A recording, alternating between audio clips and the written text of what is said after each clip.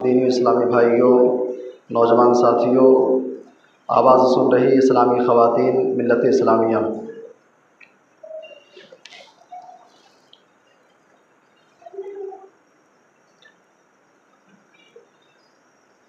یہ بات ہم میں سے ہر مسلمان کو جاننی چاہیے کہ اس وقت ہم اور آپ عربی کے 12ویں مہینے ماہ ذی الحجہ میں داخل ہو چکے ہیں، اور بحیثیت مسلمان آپ سب کو اتنی جانکاری تو ہونی چاہیے، اور اگر اتنی بھی معلومات نہیں ہے تو آپ کو اپنے مسلمان ہونے پر، اپنے صاحب ایمان ہونے پر آپ کو اپنا خود کا جنازہ پڑھ لینا چاہیے۔ وہ بات یہ ہے کہ ماہ ذی الحجہ کے شروع کے جو 10 ایام ہیں، ذی الحجہ کے شروع کے جو 10 دن ہیں، شریعت کی نظر میں، اسلام کی نظر میں ان کی بڑی ویلیو ہے، یہ بہت ہی اہمیت کے حامل ہیں۔ اسی پیش نظر جس موضوع پر انشاءاللہ آج ہم بات کریں گے وہ عنوان ہے اعمال المستحبہ فی عشر ذی الحجہ، ذی الحجہ کے شروع کے 10 ایام کے اندر کیے جانے والے مستحب اور بہترین اعمال جن کو شریعت اسلامیہ نے کرنے پر ہمیں اور آپ کو ابھارا ہے۔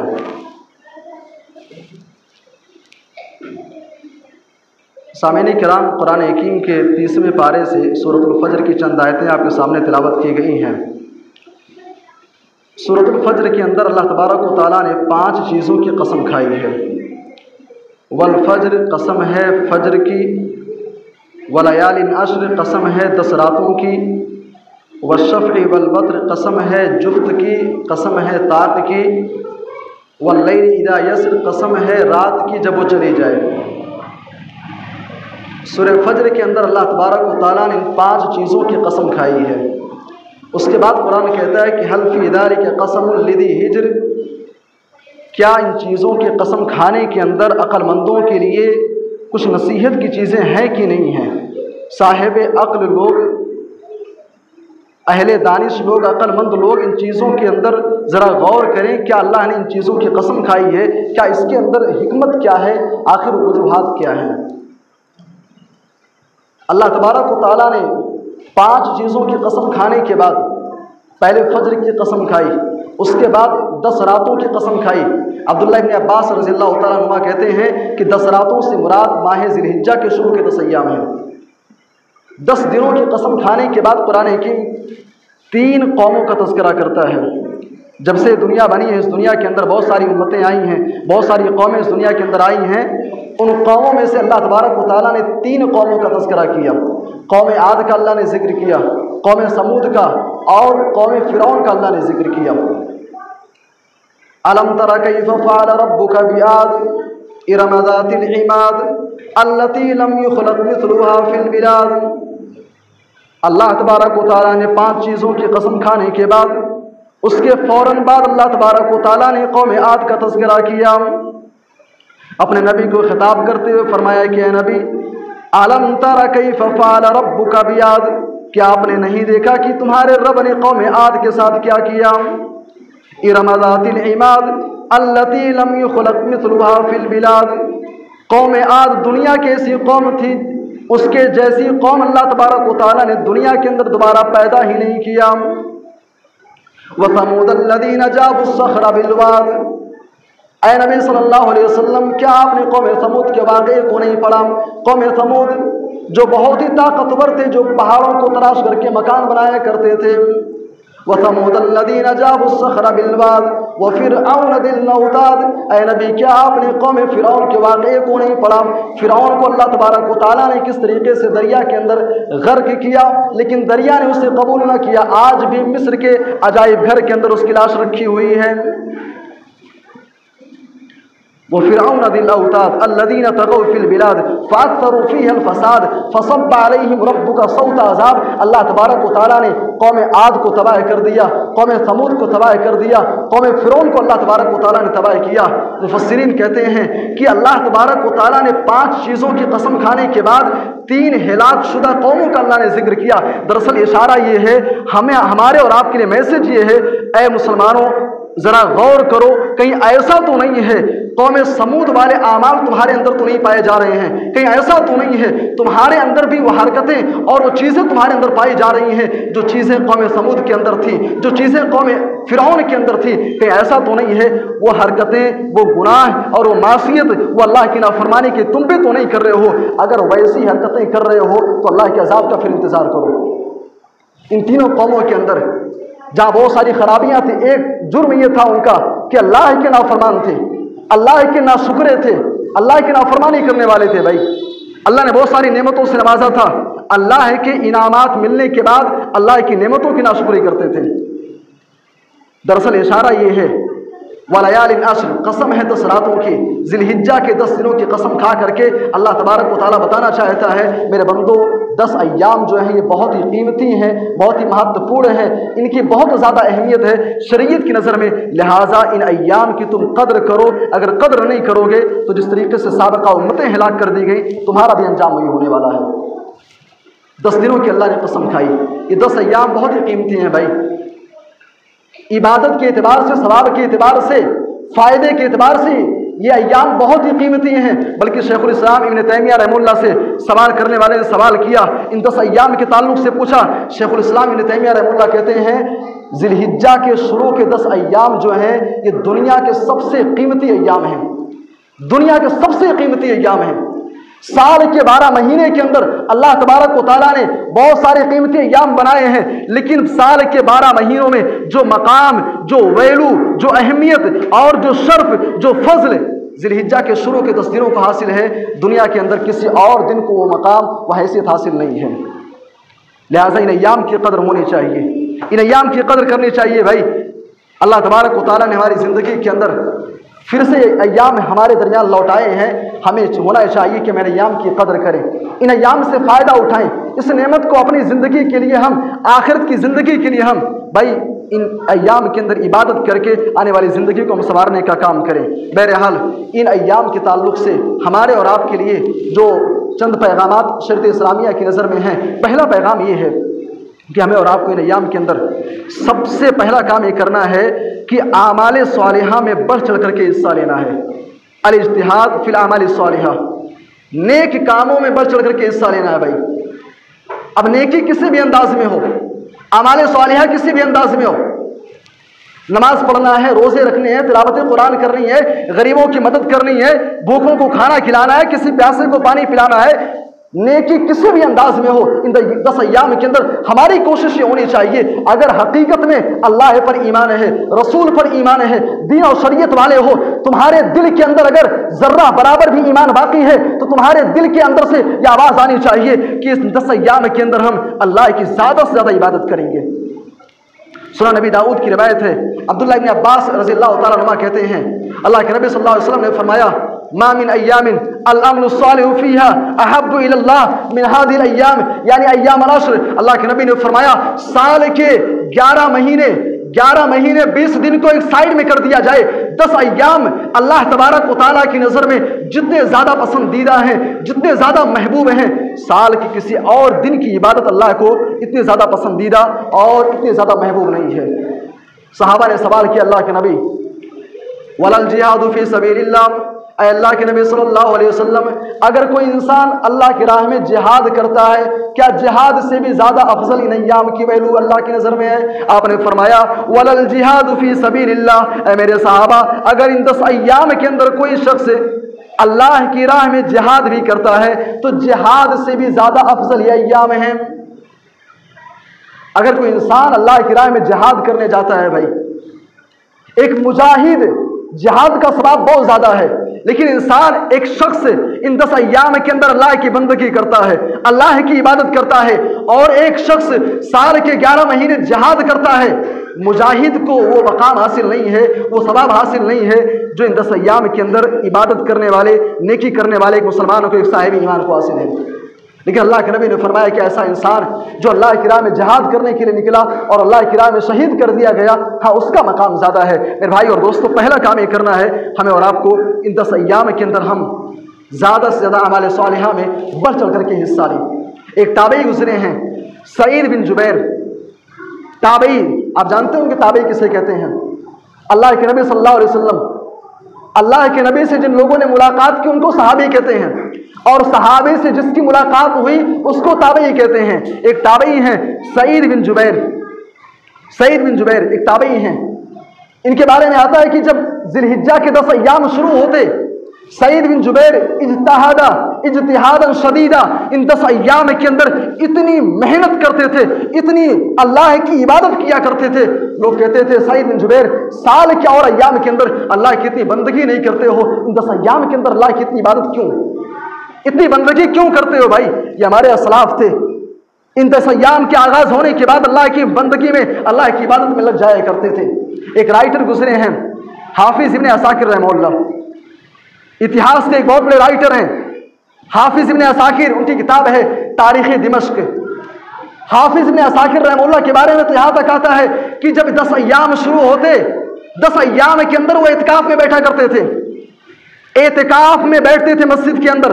10 अय्याम जब आगाज होते थे, इन अय्याम की इतनी कदर थी हमारे असलाफ के यहाँ, लिहाजा हमें और आपको चाहिए इन अय्याम के अंदर हम अल्लाह की बंदगी करें, अल्लाह की इबादत करें। और अल्लाह की सबसे बड़ी बंदगी ये है कि नमाजों का एहतमाम हो, अमाल सालिहा में बढ़ चढ़ करके हिस्सा लेने का सबसे बेहतरीन तरीका यह है आप नमाजों का क़याम करें, रोज़े आप रखें, आप तिलावत कुरान करें, और इन सबसे बढ़ करके अगर आपके माँ बाप जिंदा हैं तो माँ बाप के साथ हुस्न सलूक करें। ये पहला काम करना है।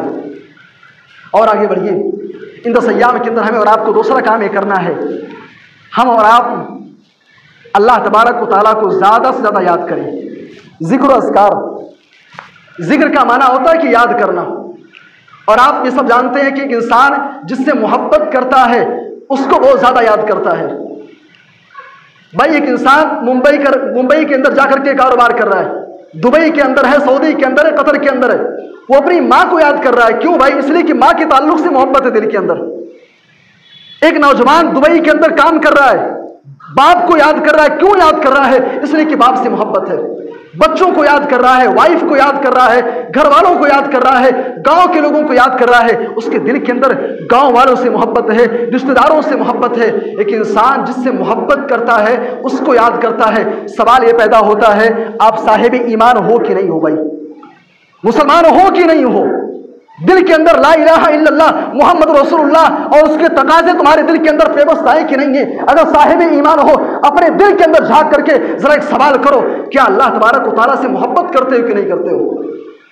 फॉर्मेलिटी के लिए, कहने के लिए हर कोई कहेगा भाई हमारे दिल के अंदर अल्लाह की मोहब्बत है, लेकिन ये बात मैं डंके के जोर पे कहना चाहूंगा, हमारे दिलों के अंदर अल्लाह की मोहब्बत नहीं है।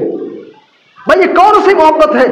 तुम मोहब्बत इलाही का दावा भी कर रहे हो और जुमा के अलावा हफ्ते भर मस्जिद खाली रहती है, ये कौन सी मोहब्बत है? भाई इंसान जिससे मोहब्बत करता है उसको याद करता है।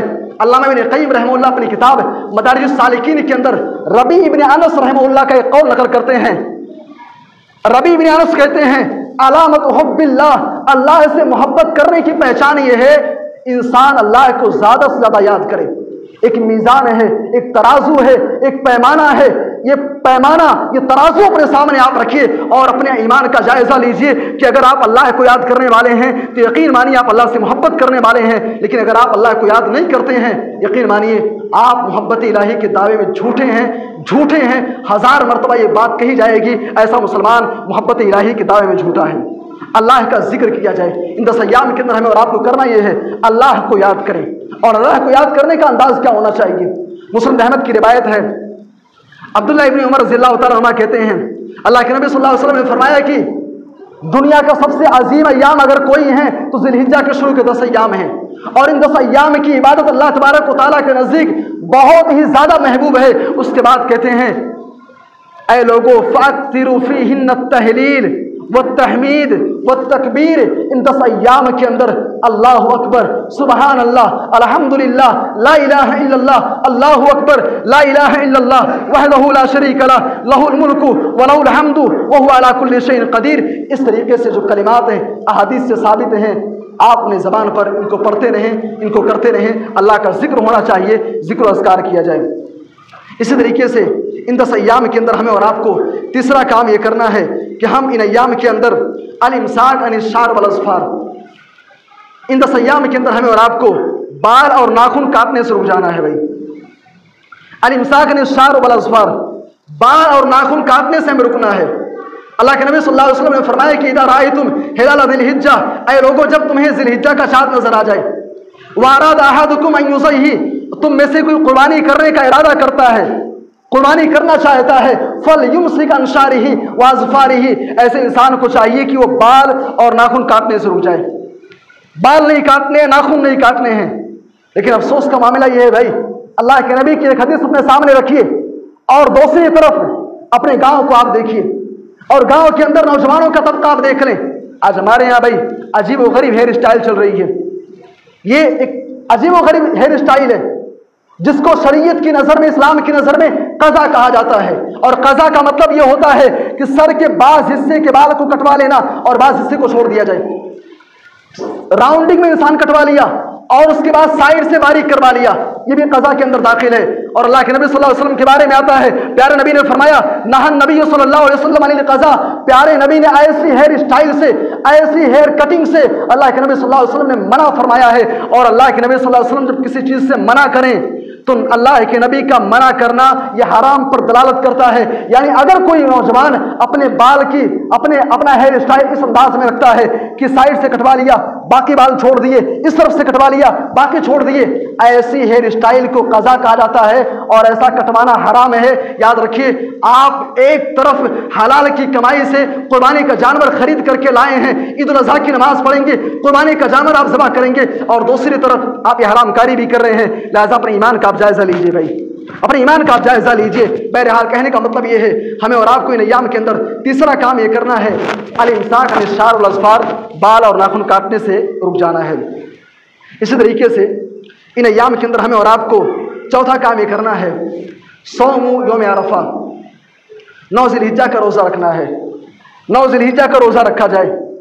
एक सहाबी हैं अबू कतादा अल्लाह के नबी सल्लल्लाहु अलैहि वसल्लम के पास मौजूद हैं।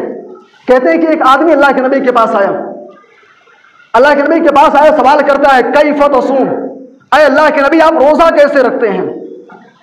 अल्लाह के नबी से आकर के डायरेक्ट सवाल क्या कर रहा है, अय अल्लाह के नबी कैफ़ तसूम, आप रोज़ा कैसे रखते हैं, आपके रोज़ा रखने का अंदाज क्या है। प्यारे नबी सल्लल्लाहु अलैहि वसल्लम को उस आदमी का अंदाज अच्छा नहीं लगा, अल्लाह के नबी नाराज़ हो गए। हज़रत उमर इब्न खत्ताब रज़ियल्लाहु तआला अन्हु मौजूद हैं। कहते हैं अल्लाह के नबी सल्लल्लाहु अलैहि वसल्लम रज़ीना बिल्लाहि रब्बन, अल्लाह के रब होने से हम राज़ी हो गए, वो भी इस्लामी दीनन, इस्लाम के दीन होने से हम राज़ी हो गए, और अल्लाह के नबी आपके मोहम्मद, आपके नबी और रसूल होने पर हम राज़ी हो गए।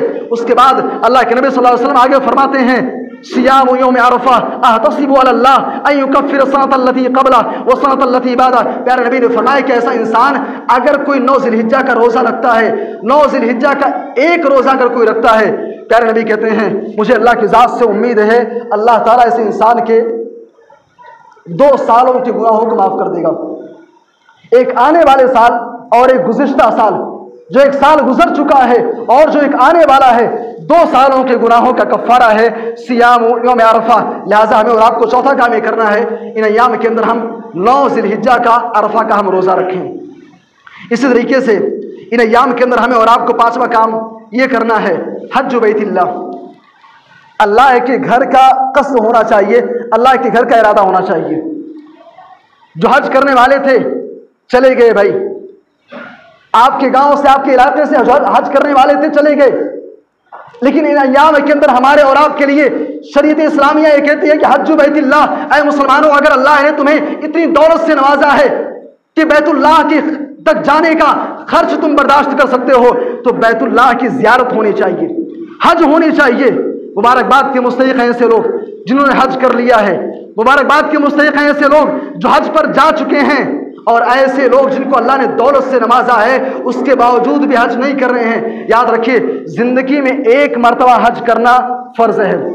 अगर अल्लाह ने दौलत से नवाजा है, आज हमारे यहाँ भाई अजीब मामला है, आज अजीब व गरीब कैफियत हमारी, एक इंसान जवान है हज नहीं करेगा, 40 साल की उम्र हो गई, 50 साल की उम्र हो गई, बैंक बैलेंस मौजूद है, जमीनें मौजूद हैं, हज कर सकता है, हज नहीं करेगा।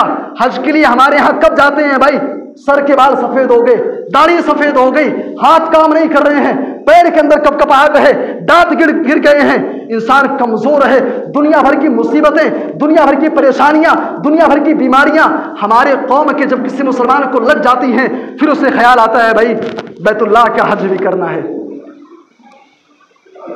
جب انسان جسمانی طور پہ کمزور ہو جاتا ہے اس کے بعد حج کا خیال آتا ہے۔ میرے بھائی اور دوستو، یہ اللہ تبارک و تعالیٰ کے بنائے ہوئے قانون اور حج بیت اللہ کی عبادت کے اندر ایک بہت بڑی غفلت ہے، ایک بہت بڑی کوتاہی ہے۔ اللہ نے اگر آپ کو نوازا ہے، اللہ نے اگر آپ کو نوازا ہے تو آپ جوانی کے ایام میں جب آپ مضبوط ہیں، فٹنس آپ کی اچھی ہے، طاقتور ہیں، جوانی کے ایام میں بیت اللہ کی زیارت ہونی چاہیے۔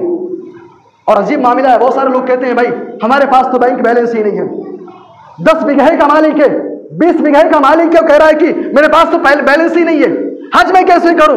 بھائی زمین آپ کی پراپرٹی نہیں ہے کیا؟ زمین بھی آپ کی پراپرٹی ہے، وہ بھی آپ کے بیلنس میں آتی ہے۔ اگر اللہ نے آپ کو اتنی زمین دی ہے کہ آپ اس کو بیچ کر کے آپ اندر سے بیت اللہ کی زیارت کر سکتے ہیں، اللہ کے واسطے اس فریضے کے اندر کوتاہی نہیں ہونی چاہیے، غفلت نہیں ہونی چاہیے۔ ایک کام ہمیں اور آپ کو یہ بھی کرنا ہے، اس سال نہیں کر سکے ہیں، انشاءاللہ آئندہ سال اگر اللہ نے نوازا تو ہم ضرور کریں گے۔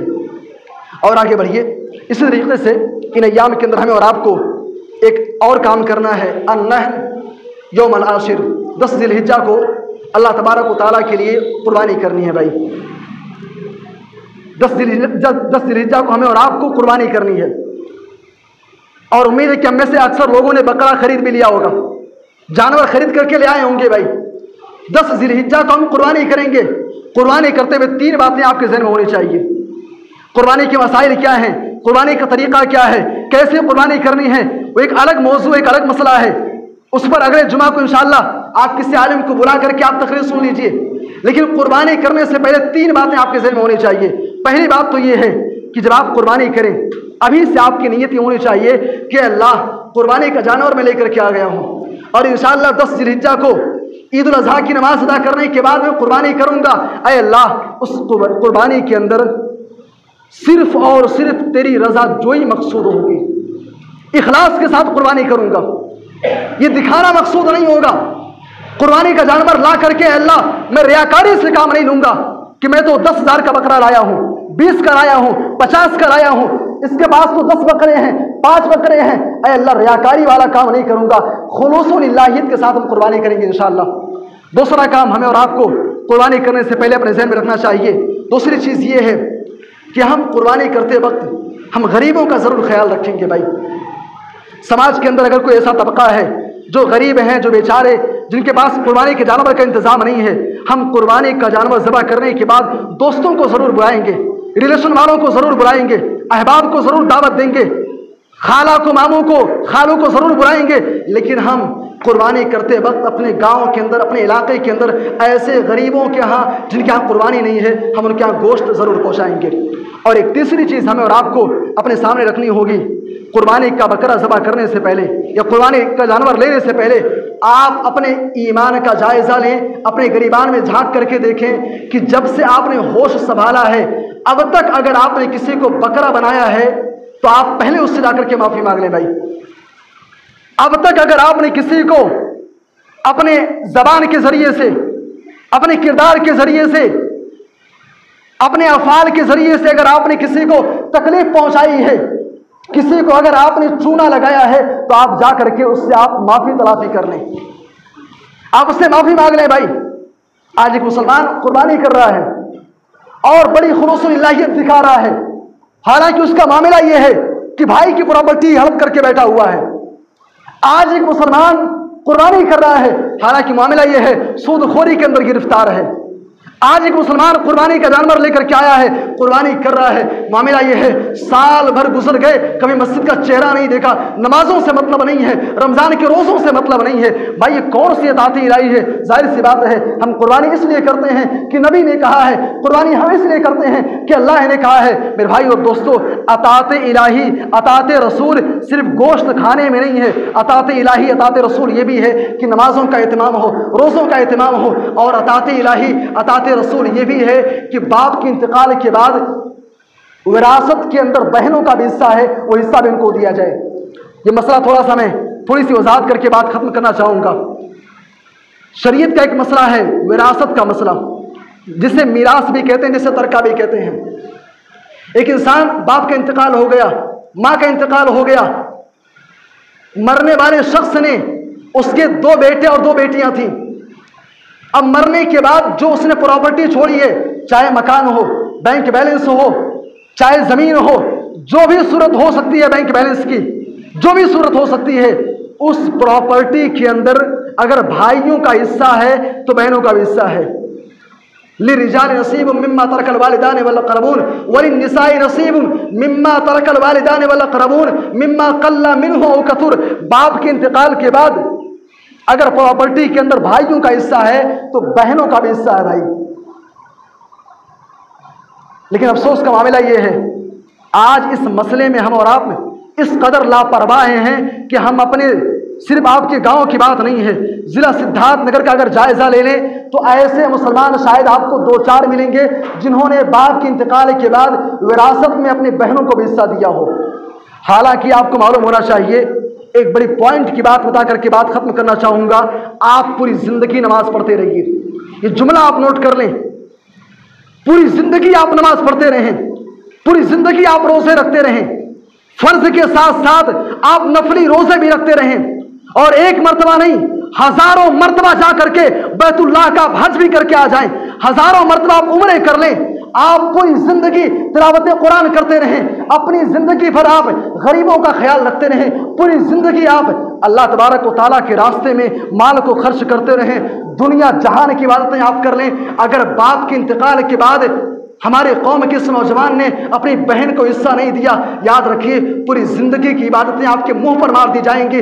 قرآن کہتا ہے ایسے بھائیوں کو اٹھا کر کے جہنم کے اندر ہمیشہ ہمیشہ کے لیے پھینک دیا جائے گا جو باپ کے مرنے کے بعد پراپرٹی ہڑپ کر کے بیٹھ گیا ہے، بہنوں کو حصہ نہیں دیا ہے۔ یہ جملہ قرآن حکیم کا بہت ہی سخت ہے، خالدین فیہا، ہمیشہ ہمیشہ کے لیے ایسے بھائیوں کو، ناجائز وراثت کھانے والوں کو جہنم کے اندر پھینکا جائے گا۔ میرے بھائی اور دوستوں، کہنے کا مطلب یہ ہے، اعمال المستحبہ فی عشر ذی الحجہ کے ان ایام کے اندر ہمیں اور آپ کو جو اعمال انجام دینے ہیں، اس میں سے ایک کام یہ ہے 10 ذی الحجہ کو قربانی کیجئے۔ لیکن قربانی کرنے سے پہلے اگر کسی کی پراپرٹی یا کسی کا قرض آپ ہڑپ کر کے بیٹھے ہیں، کسی کی زمین آپ قبضہ کر کے بیٹھے ہیں، اگر آپ کھیت بناتے ہوئے میڑ کی چھٹائی کر کے آپ کسی کی زمین ہڑپ لیے ہیں، اللہ کے واسطے ان چیزوں سے بچ کر کے، توبہ کر کے، اللہ سے معافی مانگ کر کے سامنے والے سے معاملہ کلیئر کر لیجئے، ورنہ قیامت کے دن آپ رسوا بھی کی جائیں گے، جہنم کا عذاب بھی آپ کو چکھایا جائے گا۔ ان چند کلمات پہ اکتفا کرتے ہوئے آئیے اللہ تبارک و تعالیٰ سے دعا کرتے ہیں کہ اے اللہ جب تک زندہ رکھ اسلام پر،